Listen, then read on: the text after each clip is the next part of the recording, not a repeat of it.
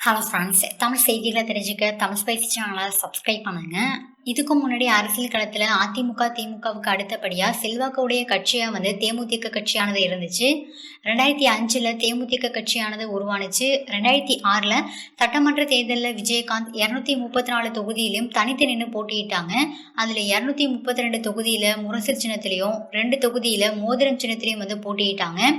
இதுல 3 தொகுதிகளில் 20% அதிகமான வாக்குகளும், 8 தொகுதிகளில் 15% அதிகமான வாக்குகளும், 33 தொகுதிகளில் 10% அதிகமான வாக்குகளும், 48 தொகுதிகளில் 7% அதிகமான வாக்குகளையும் பெற்றிருந்தாங்க.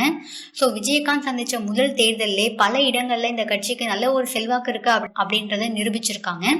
அடுத்து 2016 நடந்த சட்டமன்ற தேர்தலில் தேமுதிக கட்சியானது அதிமுகவோட கூட்டணி அமைச்சாங்க. ஸோ தேமுதிக கட்சிக்கு அதிமுக 41 தொகுதிகளை கொடுத்திருந்தாங்க. அதுல 29 தொகுதிகளில் தேமுதிக வெற்றி பெற்று எதிர்கட்சி தலைவரானாங்க. 2016 நடந்த தேர்தலில் மக்கள் நல கூட்டணி அப்படின்ற ஒரு கட்சி உருவானுச்சு. அதுல விஜயகாந்த் அவர்களும் இருந்தாங்க. இந்த கட்சியால அந்த தேர்தலில் மிகப்பெரிய பின்னடைவு தான் தேமுதிக கட்சிக்கு கிடைச்சது. விஜயகாந்த் தனித்து நின்று போட்டியிருந்தா கூட அதிக தொகுதிகளில் வெற்றி பெற்றிருக்க முடியும். ஆனா இந்த மக்கள் நல கூட்டணியில சேர்ந்ததுனால அவங்களுக்கு மிகப்பெரிய பின்னடைவு தான் கிடைச்சது.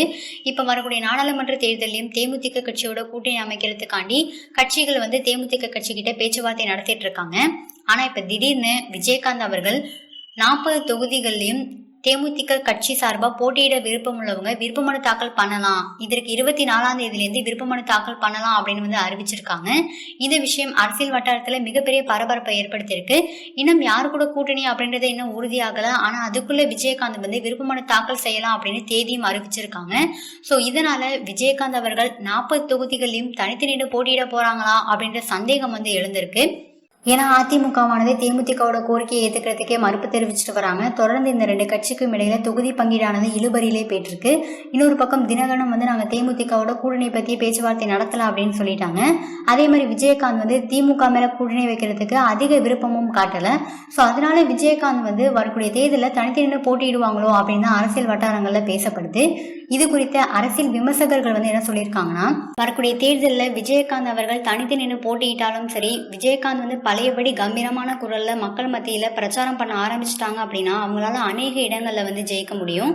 ஸோ வரக்கூடிய தேர்தலில் விஜயகாந்த் தனித்து போட்டியிட்டா அதிமுக திமுகவுக்கு சவால் விடுற விதத்துல 3வது அணியா உருவாகலாம் அப்படின்னு அரசியல் விமர்சகர்கள் அவங்களுடைய கருத்துக்களை தெரிவிச்சிருக்காங்க.